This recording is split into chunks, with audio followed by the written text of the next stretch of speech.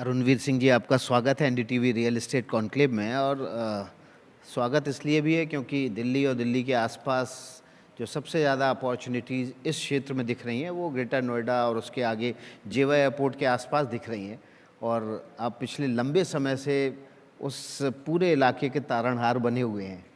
तो मेरा पहला सवाल आपसे ये है कि जेवा एयरपोर्ट एक तरह से सच में ऑर्नामेंट हो गया है क्या दिल्ली एनसीआर का? पहले तो विकास जी, मैं आपके प्रति आभार और एनडीटीवी कॉन्क्लेव में आप मुझे इनवाइट करने के लिए मैं आभार प्रकट करता हूं। हमारे सामने जो बैठे हुए सभी दर्शक हैं, जिनका मैं नाम जानता हूं या नहीं जानता हूं, सभी को मैं नमस्कार करता हूं। आपके सारे दर्शकों को प्रणाम करता हूं। आपने बात जेवर एयरपोर्ट से शुरू की है, तो जेवर एयरपोर्ट इस देश का सबसे बड़ा एयरपोर्ट है, दुनिया का तीसरा सबसे बड़ा एयरपोर्ट है। और हम जब जेवर एयरपोर्ट की बात करते हैं तो ये 6 रनवे का एयरपोर्ट है। अभी आज अगर हम दिल्ली में बैठे हैं और हम कहते हैं कि हमारे पास 4 रनवे का एयरपोर्ट है, तो वो 2 रनवे का एयरपोर्ट है और 2 क्रॉस रनवे हैं। वहाँ पैरेलल 6 रनवे का एयरपोर्ट है। और जो टोटल कैपेसिटी होगी जब ये पूरा एयरपोर्ट तैयार होगा, अभी तो हम पहली उड़ान के लिए तैयार हैं। ऑलरेडी वहाँ एक रनवे बन गया है, एटीसी बिल्डिंग तैयार है, हमारी टर्मिनल बिल्डिंग तैयार है, हमारी फ़्लाइट शेड्यूलिंग हो चुकी है, हमारा कैलिब्रेशन फ़्लाइट का डीजीसी अप्रूवल हो चुका है। और वहाँ पर फ़्लाइट ट्रायल्स चल रहे हैं, इंडिगो के राकासा के 15 दिसंबर तक चलेंगे। उसके बाद वो डीजीसीए के साइट पे अपलोड होंगे। उसके बाद एक एरोड्रोम लाइसेंसिंग होती है, that will be awarded to us. और फाइनली हमारे पास लास्ट डेट 17 अप्रैल है, उसके पहले ही हम लोग वहाँ फ़्लाइट शुरू करेंगे। डे 1 को we will have 30 flights, 25 domestic, 3 international and 2 cargo. तो पहले तो मैं स्पष्ट कर दूं, लोगों के मन में पहले हमेशा ये सवाल था कि ये कार्गो एयरपोर्ट है। तो ये अंतर्राष्ट्रीय एयरपोर्ट है, डोमेस्टिक एयरपोर्ट है और कार्गो एयरपोर्ट है। और जब ये बन के तैयार होगा तो 2 से 25 मिलियन पैसेंजर कैपेसिटी का एयरपोर्ट होगा, जो दुनिया का तीसरा सबसे बड़ा एयरपोर्ट होगा। और we will begin with 5 million passenger on day 1, even without a single spill over from IGI. तो अब आप उसके लिए शब्द जो भी इस्तेमाल करें, पर्यायवाची जो भी इस्तेमाल करें, तारणहार है, but definitely Jewar is going to be a game changing thing. जी, तो आप 17 अप्रैल डेट बता रहे हैं 2025 जब ये ऑपरेशनल हो जाएगा। तो क्या ये डेट फिक्स हो चुकी है? देखिए, आईटा हमको एक फाइनल डेट देती है, क्योंकि इंटरनेशनल फ़्लाइट्स का एलोकेशन आईटा से होता है। 17 अप्रैल हमारे पास लास्ट डेट है। अगर वो डेडलाइन हम मिस कर जाएंगे तो हमको फिर अगले 6 महीना और प्रतीक्षा करनी पड़ेगी। तो 17 अप्रैल से पहले फ़्लाइट शुरू हो जाएंगी।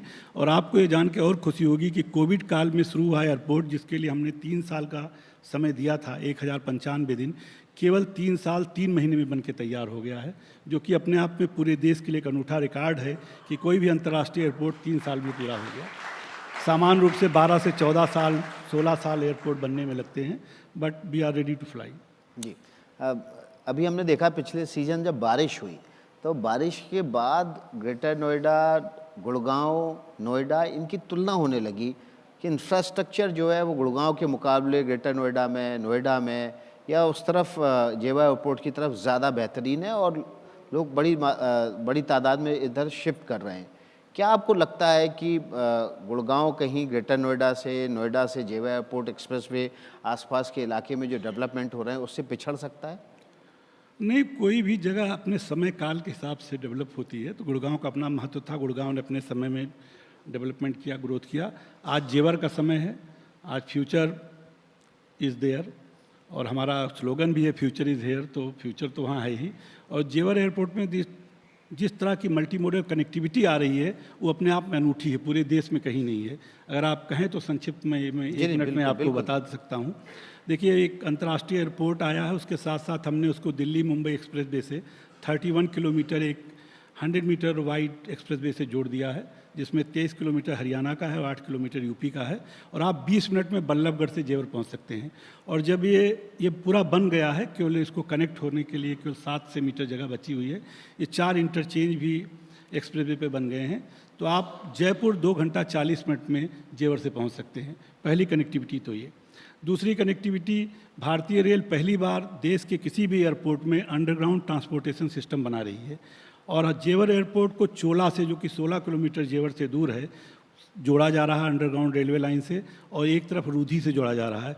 चोला अमृतसर कलकत्ता लाइन का स्टेशन है और रूधी दिल्ली मुंबई लाइन का स्टेशन है। ये दोनों स्टेशन जोड़े जा रहे हैं, तो हमारा जो कैचमेंट एरिया जो है, जिसको हिंटरलैंड कहते हैं एयरपोर्ट की भाषा में, वो हिंटरलैंड केवल पश्चिमी उत्तर प्रदेश या part of Haryana, part of Rajasthan या उत्तर प्रदेश नहीं है, बल्कि इसका हिंटरलैंड बिल्कुल पैन इंडिया है। पूरे देश के ट्रैफिक के लोग यहाँ आ सकेंगे।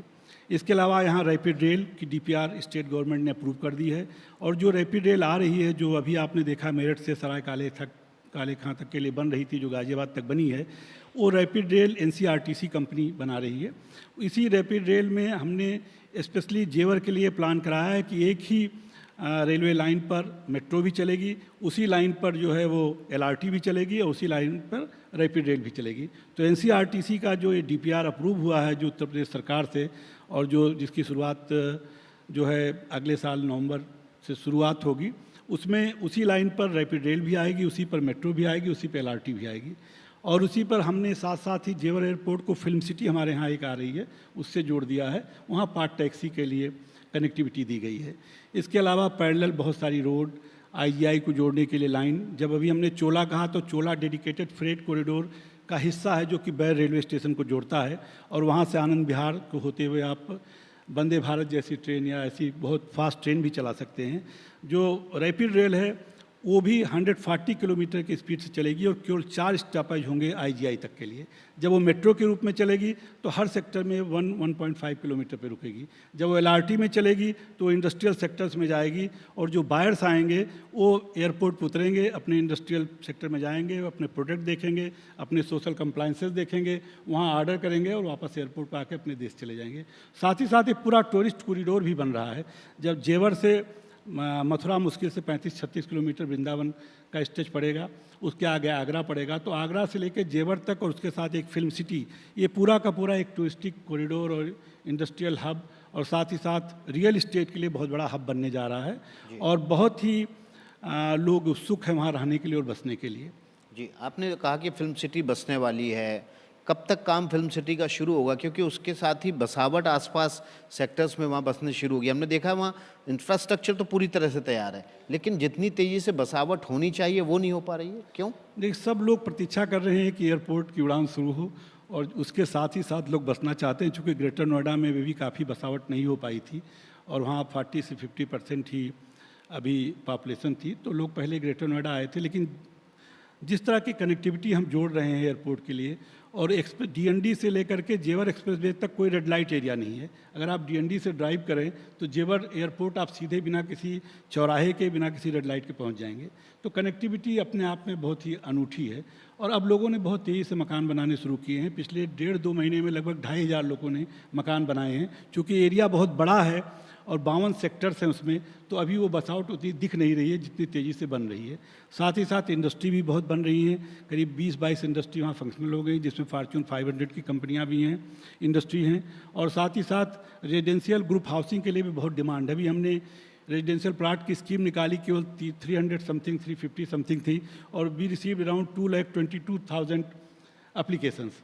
और हमने उसका ड्रा जो है ट्रांसपेरेंसी को के साथ साथ बताना भी जरूरी कि हम ट्रांसपेरेंट हैं, तो हमने उसको नेशनल टीवी पर, डीडी न्यूज़ पर लाइव चलवाया, हिंदुस्तान टाइम्स में लाइव चलवाया, उनके फीड चलवाया, टाइम्स ऑफ इंडिया में लाइव चलवाया, और हाई कोर्ट के 3 जजेस ने ड्रा किया, जस्ट टू टेल पीपुल कि कितने ट्रांसपेरेंट है और यूपी किस तरह बदल चुका है। वो यूपी नहीं है जो पहले था, माननीय मुख्यमंत्री जी, माननीय प्रधानमंत्री जी के आशीर्वाद से अब यूपी कुछ लगभग दूसरा है, बिल्कुल अलग चीज़ है जिसके बारे में आपने कल्पना नहीं की।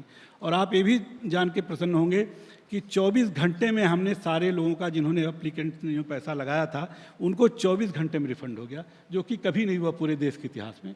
24 आवर्स में सबका पैसा वापस चला गया। तो ये इस तरह के जो इनिशिएटिव हैं वो आपकी क्रेडिबिलिटी को बढ़ाते हैं। अभी हमने ग्रुप हाउसिंग प्लाट अलाट किए हैं, और बड़ी बड़ी कंपनियां आई हैं, मैं यहाँ उनका नाम मेंशन करना ठीक नहीं मेरे लिए, लेकिन अभी भी बहुत सारे ग्रुप हाउसिंग के प्लाट्स और बहुत सारे रेजिडेंशियल स्कीमें आने जा रही हैं रियल इस्टेट के लिए। और एक और चीज़ मैं आपको बताना चाह रहा हूँ कि अमेरिकन सिटी, एक कोरियन सिटी और एक जापानीज़ सिटी वहाँ प्लान की गई है।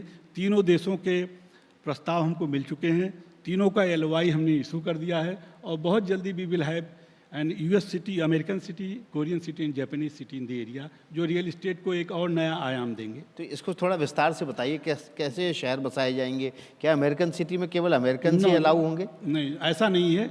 इसके पीछे कंसेप्ट है कि उनका होल इकोसिस्टम वहाँ होगा। उनके अपने स्कूल भी हो सकते हैं, उनके अपने हॉस्पिटल्स हो सकते हैं, उनका अपने रेस्टोरेंट हो सकते हैं, और साथ ही साथ उनकी इंडस्ट्री भी उसी में रहेगी, तो उनके लिए इस तरह की फैसिलिटी होंगी।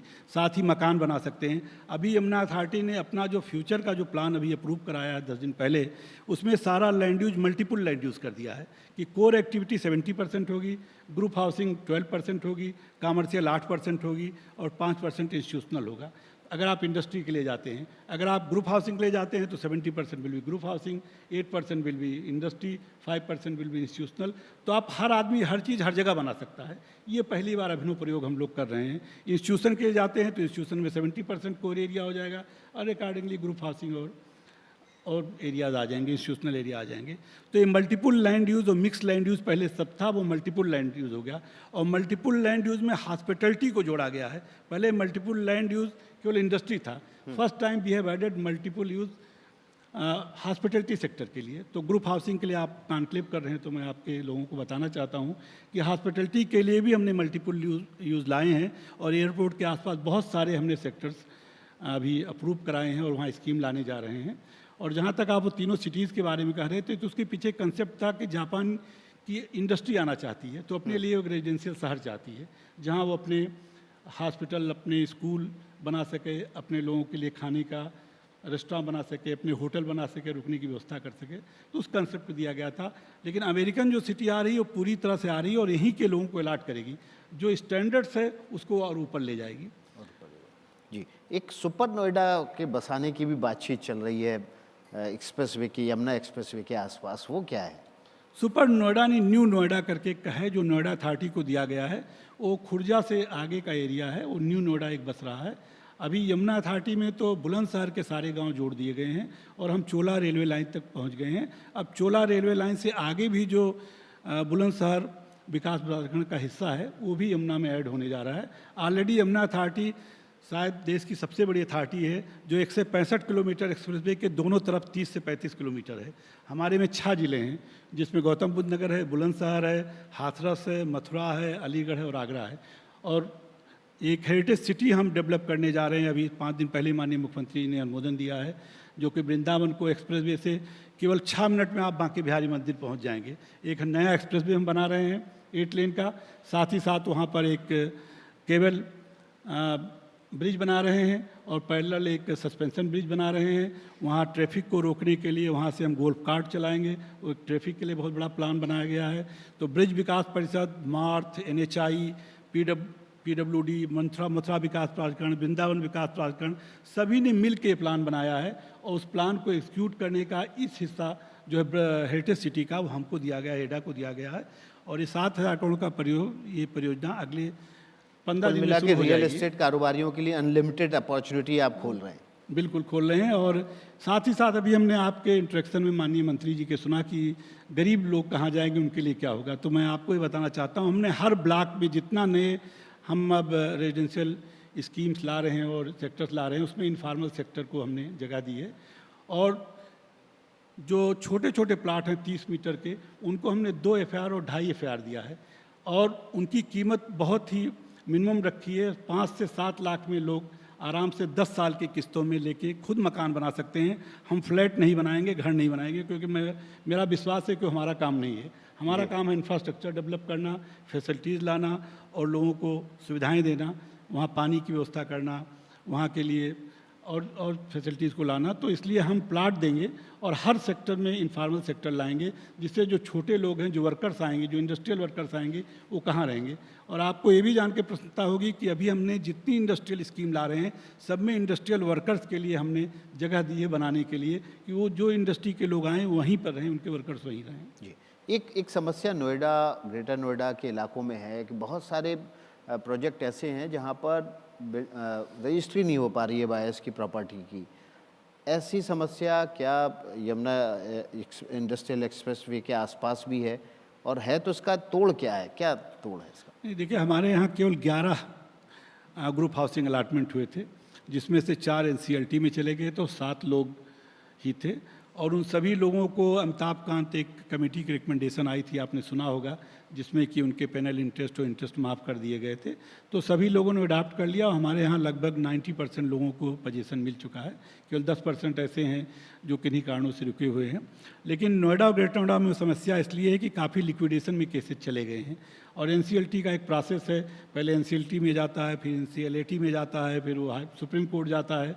तो उस प्रोसेस की वजह से हो रहा है। लेकिन अभी उत्तर प्रदेश सरकार ने अमिताभ कांत के रिकमेंडेशन के बाद लगभग 1 से 11 प्रोजेक्ट क्लियर करा दिए हैं, जो पहले जिनकी संख्या लगभग 282 थी। तो काफ़ी काम हुआ है इधर पिछले 4 महीनों में, 5 महीनों में। और नोएडा ग्रेटर नोएडा के भी तमाम जो बायर्स थे उनको मौका मिला है। अभी जेपी के बायर्स के लिए एक हम लोगों ने सुरक्षा कंपनी जिसने टेक ओवर किया है, जिल कंपनी जो होती थी, उसके लिए हम लोगों ने व्यवस्था की है। और एनसीएलटी ने जो फाइनल अवार्ड किया था उसको यमुना अथॉरिटी ने एक्सेप्ट कर लिया है। जितना हेयर कट है वो हम सारा देंगे, लेकिन 20,000 बायर्स जो रुके हुए हैं उनको मकान मिल जाएं और 30,000 जो किसान जिनके मुआवजे रुके हैं उनको मिल जाए।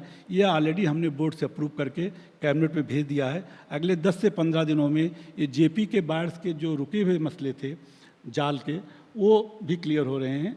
तो काफ़ी पॉजिटिव है। हम लोग हेयर कट लेने में हिचक नहीं रहे हैं, डर नहीं रहे हैं। सरकारी लोग डरते बहुत हैं डिसीजन लेने में भी और दस्तखत करने में भी। तो वो बाधाएं अब नहीं हैं। अब हम लोग आगे बढ़ रहे हैं, इस विश्वास के साथ बढ़ रहे हैं कि हमको जो मैंडेट दिया गया है वो लोगों की भलाई के लिए है, पीपल ओरिएंटेड है और उसी की तरह काम करना है। और मुख्यमंत्री जी लगातार हमारे यही कहते रहते हैं कि निर्भीक होकर, ट्रांसपेरेंट होकर के ईमानदारी से काम करिए, आपको कोई परेशानी नहीं आएगी। जी, आपके कुछ सेक्टर हैं, आपने बताया कि 6 ज़िले आते हैं आपके अथॉरिटी के दायरे में।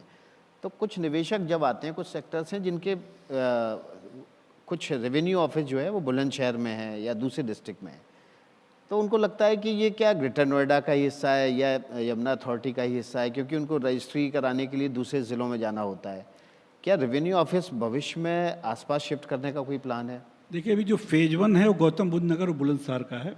हम बुलंदशहर में भी रीजनल ऑफिस बना रहे हैं, वहाँ सारे लोग बैठेंगे। इंडस्ट्रियल एरिया में इंडस्ट्री के सारे लोगों को हमने शिफ्ट कर दिया है सेक्टर 28 में। और हर जगह जोनल हेडक्वार्टर रहेंगे और एक मेन हेडक्वार्टर रहेगा जो कि सेक्टर 18 और 19 के बीच में रहेगा एडा का। एक एयरपोर्ट पे रहेगा, एक 22D में रहेगा, एक 22C में रहेगा, एक सेक्टर 18 में रहेगा, एक बुलंदशहर में, एक अलीगढ़ में, एक हाथरस में, एक मथुरा में, एक आगरा में। ऑलरेडी इन पे काम शुरू हो गया, काम हो रहा है। भविष्य में जो भी ट्रांजैक्शन होंगे, रजिस्ट्री होंगी, म्यूनिसिपल फंक्शंस होंगे, वो सभी उसी जोनल हेडक्वार्टर से होंगे।